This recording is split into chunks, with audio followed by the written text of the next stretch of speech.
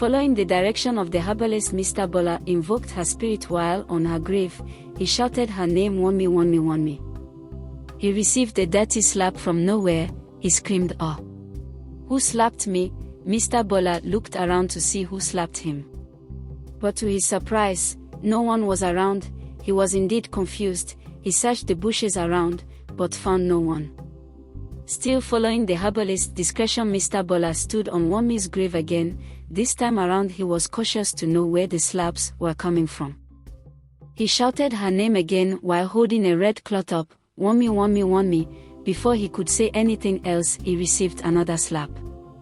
The slap this time was so brutal that he fell on his feet. Mr. Bala screamed, "Jesus, Jesus, who slapped me?"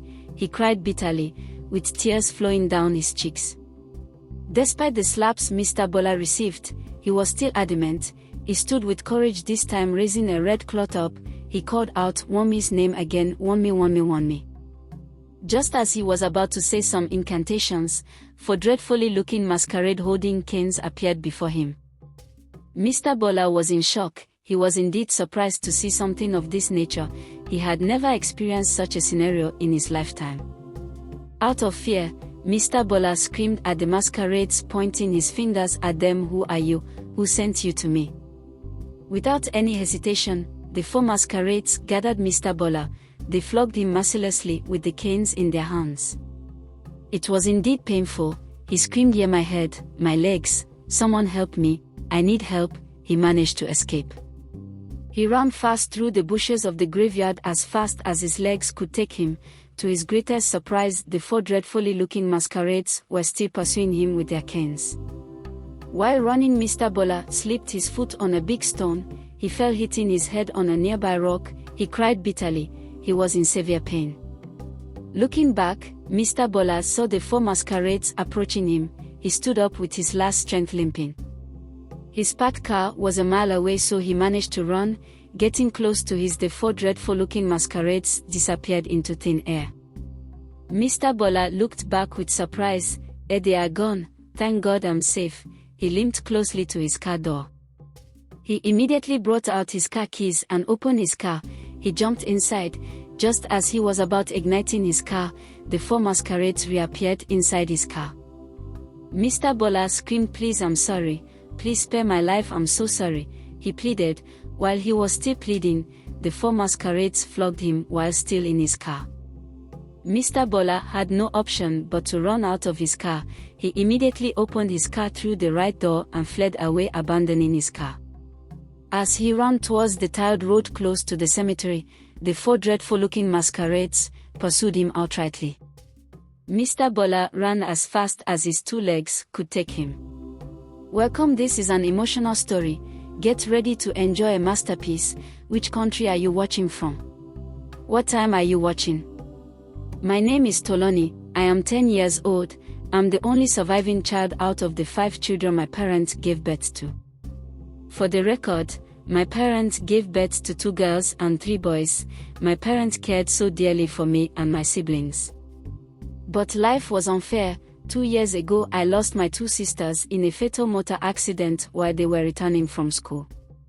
My 2 lovely sisters, Esther and Deborah, were coming back from school that day on foot when they got hit by a vehicle chased by 2 police vans on high speed. The bitter part was that my 2 beautiful sisters were crushed by this vehicle right in front of our gate. I saw my 2 sisters lying helplessly on the floor, soaked with blood. I called the attention of my parents, who rushed outside in shock. My family was turned into a place of sorrow that fateful day. Several people, including our family members, visited us that day to mourn with us. Mr. Bala, my dad's immediate younger brother, also visited us that same day to console us. He cried bitterly while consoling my dad. "Sorry, brother, I understand how it feels to lose 2 beautiful daughters in just one day. Take heart, brother," Mr. Bala said. "Please try your best to be at peace with yourself, brother. I know it is not easy, brother, but you have to move on with life. Brother, I honestly pray you find peace and healing even in the midst of this overwhelming situation. Please know that you are not alone, brother. I will be here to always console you," Mr. Bala said while still holding my dad. Just when I thought that was enough, another tragedy struck my family 2 weeks later. A devastating fire outbreak swept through our home.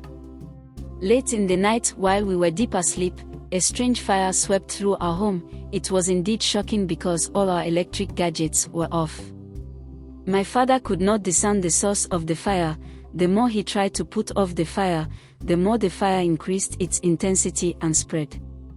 That fateful night I slept off in Mom's room, while my 2 other brothers slept in their room. My father, who slept in the sitting room that night, was swift and fast to wake me and my mom up, because the sitting room was close to my mother's bedroom. "Honey, wake up, our home is on fire," my father said. My mother, hearing my father's voice, woke up frightened. She quickly tapped me. "Tolani, wake up, our house is on fire, we need to get out now." We both joined my father in quenching the fire, while my father sought out paths to rescue my other 2 brothers. Their room was far from our sitting room. It would take you about 5 minutes to get there. My father ran as fast as his legs could take him, despite getting burnt by the fire. The supposed room caught fire before my dad could get there. My father quickly jumped in, calling their names. "Michael! Caleb, wake up, the house is on fire!" my father screamed. To his greatest surprise, he found my 2 brothers lying lifeless on the ground, consumed by the fire. My father wept bitterly, holding their lifeless bodies. He shouted, "No! This can happen, someone help!" Hearing my father's voice, my mom and I rushed in. Mom was honestly in shock seeing her 2 sons lying lifeless on the ground. She crawled towards them, screaming as she reached out to touch their lifeless bodies. "No, oh my God, not my boys. Michael, Caleb, please wake up. Please, your mama is here. Don't leave me like this." My mom held their bruised bodies in her arms. With her eyes filled with tears, she looked up to the sky as if she was pleading for mercy from above. "Why, God, why would you allow this calamity to befall us? What have we done to deserve this? Oh, my 2 sons are dead." She raised her 2 hands, holding her head while crying. My father was in deep pain. He suffered several bruises while trying to rescue my 2 dead brothers from the fire. His clothes were burnt. He managed to separate my mom from my 2 dead brothers, because she held my 2 dead brothers closely while still crying. "Honey, please, let's get out of here. The intensity of the fire is increasing. I have tried my best to quench it, but it wouldn't stop." Hearing my father's voice, my mom and I had no choice but to leave the scene of the fire accident. My mom held my hand tightly as we ran out of the house as fast as we could. My father was running alongside us, clearing the path ahead to make sure my mom and I were safe. As we ran towards the entrance door in our desperate attempt to escape the fire, we were shocked to find the doorway covered with fire. There was no way we could pass through, as the exit door to our house was completely blocked by the raging fire. My mom quickly asked her husband, "Honey, how do we pass through this fire? The exit door is covered with fire." Dad was also confused on what to do, so he requested for my mother's wrapper. "Honey, please give me your wrapper." My mom responded, "Okay honey, no problem." She quickly untied the wrapper she was wearing and handed it over to my dad. "Honey, take." My dad replied, "Thank you, honey." My father quickly grabbed my mother's wrapper and used it to cover himself. He then told my mom and me to stay under him as we ran through the fire. With the wrapper shielding him, he held us tightly under his arms as he guided us through the fire that covered the exit door. Despite being covered by the wrapper, my father was severely burnt.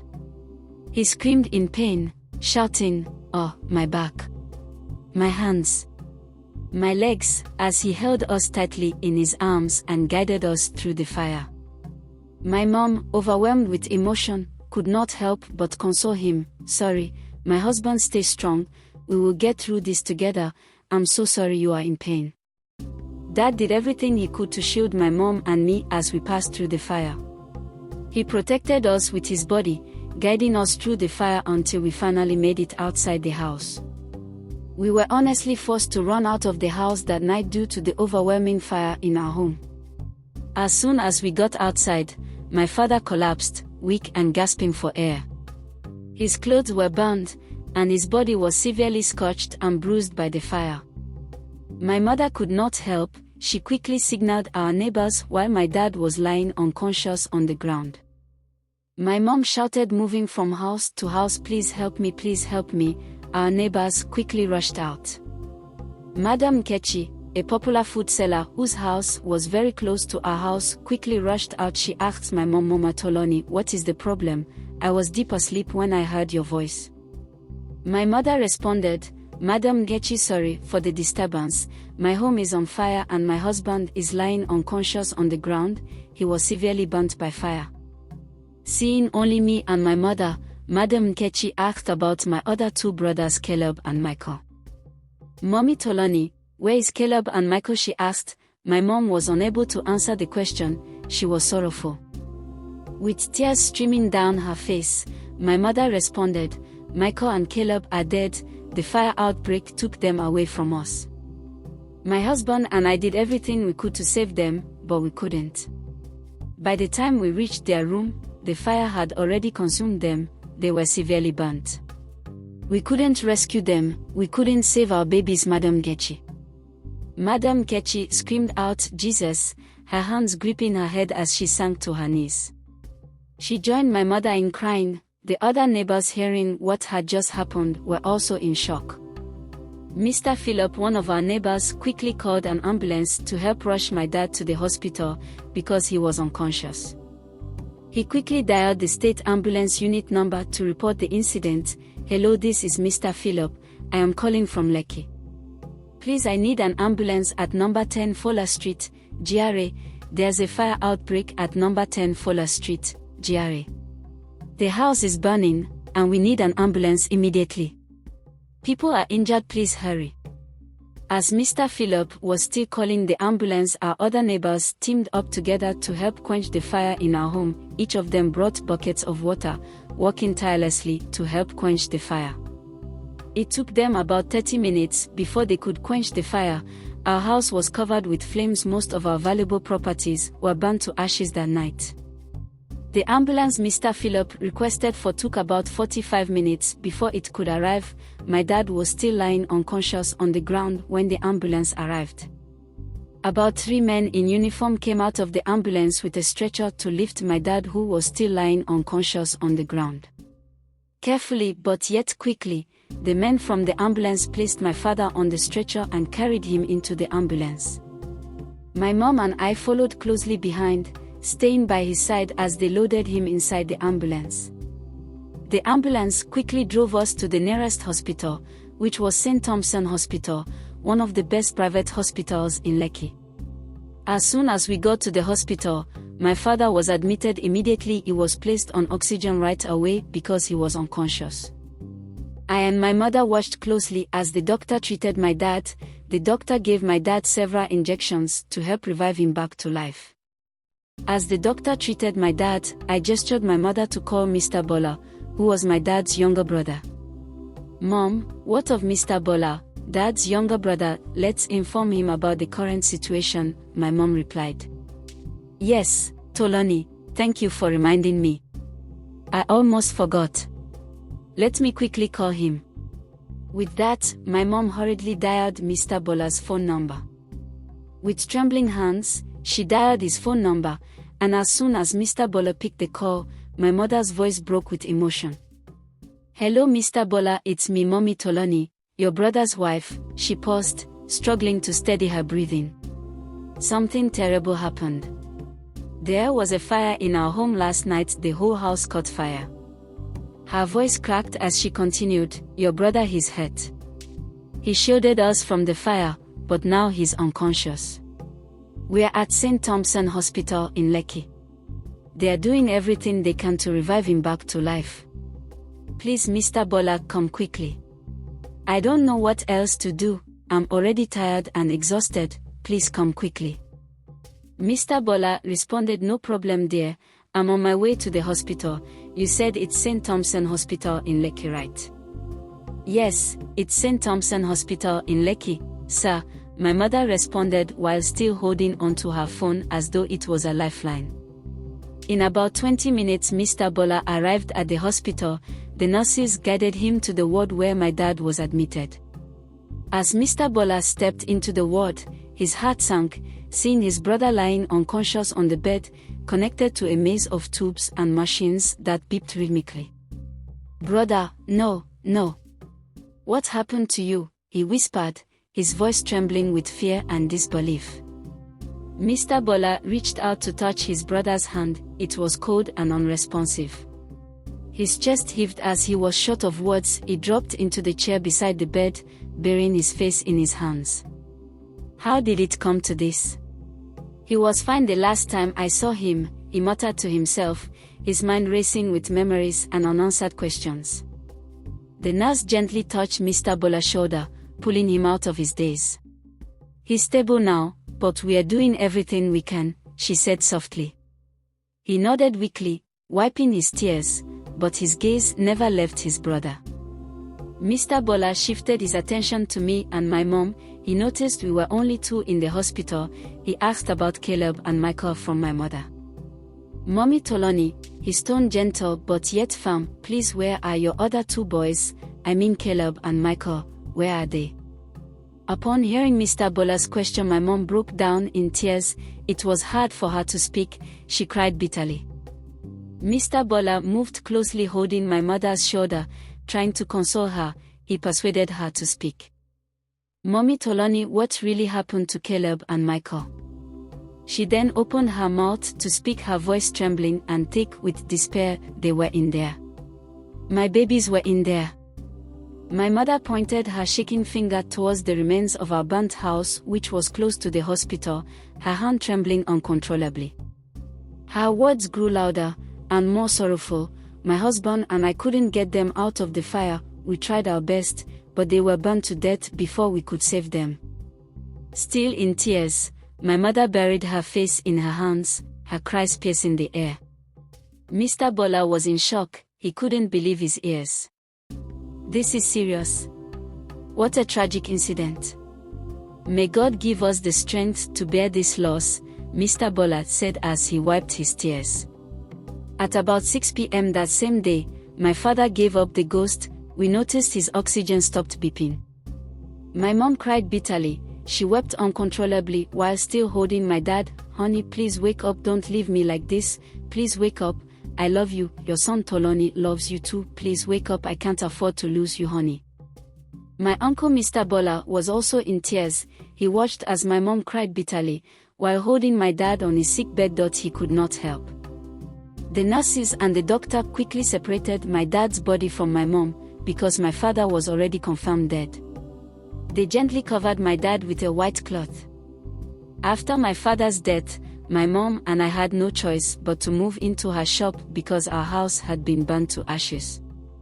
My mother was a trader. She sold several foodstuffs, drinks and provisions in her shop. My mom's shop was selling sport during the day and our sleeping place at night. Our life honestly took a new shape. I myself could not believe things could change this fast. My once happy family was gone. I was left with only my mom. It was indeed painful. I missed my dad and siblings. Life was truly unfair. 2 weeks after the death of my father, I and my mother were summoned for a family meeting in preparation for my dad's burial. The meeting that day was very brief and enlightening. Several of the key village heads from my dad's village were in attendance that day. The esteemed Chief Njoku, Elder Simon, Chief Paul, and Mr. Anthony were all present in the meeting. My late father's brother Mr. Bala was also present in the meeting. I sat close to my mother watching closely. Chief Njoku opened the meeting. He was very confident. He spoke with authority. "Good morning, my people. I am Chief Njoku. I am the honor of Agbola Kingdom. I am here to represent our king. It's painful we lost our son Mr. Michael. I and the elders are here to console the family. Please accept our condolences. May the soul of our dear son rest in peace." My dad's junior brother Mr. Bala quickly responded. "Amen. Thank you, my elders, for coming. We appreciate your coming. God bless you people and our king. May the kingdom of Agbola keep flourishing. I am sincerely grateful for this visit." After Mr. Bala spoke, Elder Simon stood up to speak. "We are so sorry for your loss. May the soul of our dear son rest in peace. Inasmuch as Mr. Michael died a painful death, he left several properties behind. I am his lawyer. he confided so much in me, and I believe Mr. Bala, his brother, is aware about some of these properties. My mother and I were honestly in shock because Dad never told us. He had promised to reveal his investments and properties to us, but the fire incident claimed his life before he could. And his brother Mr. Bala was not ready to reveal this to us. Even after my father's death, he tried to interrupt Elder Simon as he spoke. Please, Elder Simon, I believe this is not best place to reveal such substantial information. We could meet privately to discuss this, Elder. Elder Simon rebuked him. No, Mr. Bala, don't say that. His wife also has the right to know about her husband's investment. I will appreciate you don't interrupt me again. Elder Simon's words made Mr. Bala furious and uncomfortable. His mood changed immediately. He sat down, shaking his head in anger. The once peaceful meeting was about to take an aggressive dimension. Watch out for the part 2 of this story. Please don't forget to subscribe to my channel. Like and share this video to your friends and family. I honestly appreciate your time and effort in watching this video. Thanks for your time.